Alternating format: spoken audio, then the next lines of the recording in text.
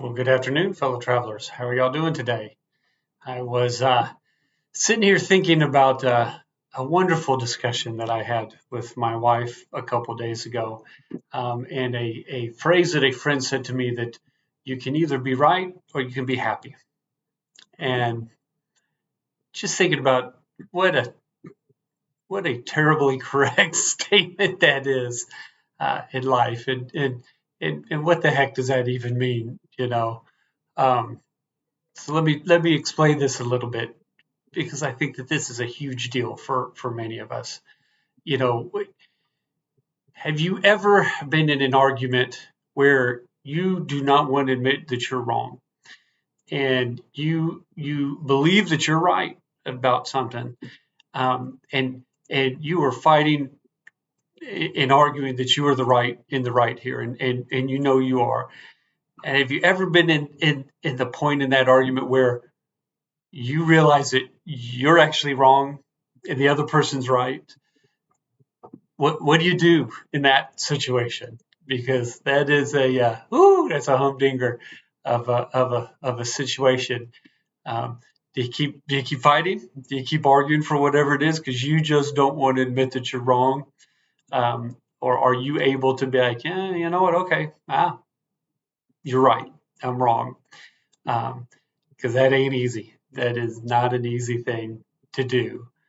So I was discussing with my wife. We were talking about my teenage daughter, who is 18 and about to graduate from high school, and she has got a huge case of senioritis, and in my opinion, was not taking care of stuff that she needed to take care of to get done with school, and to get graduated and to keep her grades up and everything else that needs to go on.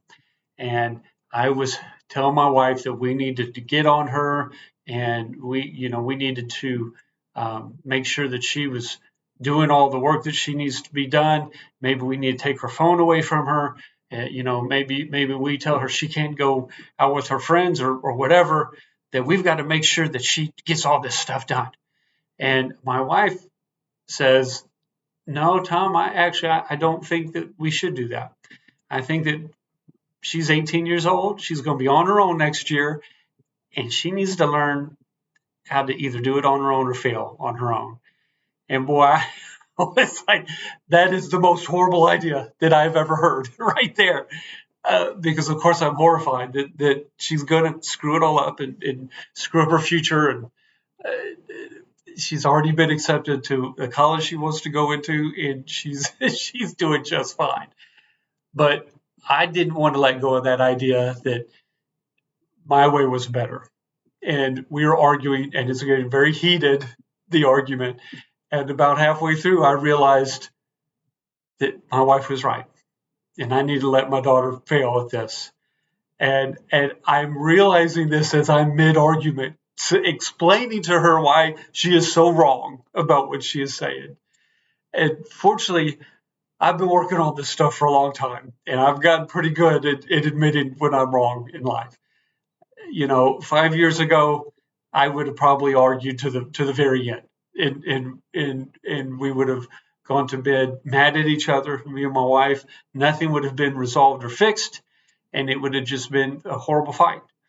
But I have fortunately learned when to admit that I'm wrong and be okay with that, and I did, and I said, you know what, you're right, you're right. And what ended up happening was, as soon as I said that she was right, it stopped the argument, number one, and it started us discussing what are some ways to maybe help or try and fix the situation. It also did an amazing thing, which I've seen now quite a few times, is that then my wife started to be able to let go of what she thought she was so right about, and admit that some of my ideas were right also. And it changed the whole tone of the argument. And instead of us fighting, being mad at each other, going to bed mad, we started to talk solutions, and came up with a pretty good idea, and went and talked to our daughter about explaining our concerns, what we were worried about, and leaving it up to her. And amazingly, she has gone and started putting effort to fixing this stuff. And it's amazing how powerful that was. And it all changed the moment I said, I'm wrong, and admitted it right there. And I've just been thinking about that ever since then. You know, the reality is, if you are a type of person, or the type of people that cannot admit that they're wrong, the reality is it's because we're insecure. It's because we're afraid. We've got a fear. We're either actually insecure that we could, that we're not as strong or tough or smart or whatever as we think we are or want to be, and we're afraid that other people are going to see that.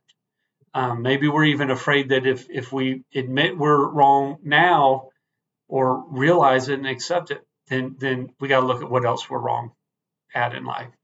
And that's not always an easy thing to do. That's a hard thing. Um, it's a hard thing for anybody. But the reality is, when you can get to a point of starting to do that in your life, it can become such an amazing strength. Because when you are stuck in one line of thinking and refusing to think of something else, refusing to say, maybe I'm wrong about this, and always thinking you're right, you're closing off all the other possibilities. You're closing off all the other areas that you might not be seeing, all the things that you could be learning. You're closing off whatever it is that God or the universe might be wanting to show you in that moment that could be going on. You're shutting it all off. You are stuck on your one track, and that is the only track that it can be. And you're not thinking about what other possibilities are. The reality in life is that there is seldom black and white in life, and there are usually many ways of thinking about something. We're complicated, crazy complicated beings, humans, and as soon as we start to realize that and start to see the other person's view, then we can be open to learning something new, and that can be really powerful. That can be powerful to open us up about. The other thing I was thinking about, is, and we all know that person that is always got to be right. It just and drives you crazy. It's no fun having you don't have long, deep discussions with somebody who always has to be right, because you get tired of it. Do you like argue with somebody who always thinks they're right, or would you rather just not talk to them? Do you want to sit down late at night and have a deep conversation about the universe and the meaning of life with somebody who always thinks they're right? Probably not, right there. Do you want to be that person? It, most of us don't like the person who always has to be right. And yet, a lot of times, we are that person. And I think that's just something, speaking to the choir myself, I need to always keep that in mind. I don't want to deal with somebody who always has to be right. So I don't want to be that person. I really don't want to be that person. And I was just thinking about that, So I just think that is a neat deal for us to be able to admit that we're wrong, that maybe our ideas on whatever it might be are wrong, and be open to the possibility that something else might be right. What can we learn? What can we learn? What is it that we could be missing by doing that? So just wanted to share that with you guys. Um, think about it. Think about it. Are you willing? Are you strong enough to look at yourself and see if you are the person who always has to be right? Or where in your life are you stuck in having to be right to the level that you are refusing to listen to somebody else? I tell you, one place in this world, in this country, where every single one of us could really look at this: politics, folks, politics. And that's a hard one, because we're worried about what's going to happen. But maybe there are some things that the other side is right about. Is that possible? Ooh, that's going to scare me. That's probably going to give me a lot of trouble right here. I'm not trying to go into politics, guys. I'm just trying to say opening up yourself to other thoughts and ideas can be the biggest, most powerful thing for you to be able to learn and grow in your life. What are you cutting off?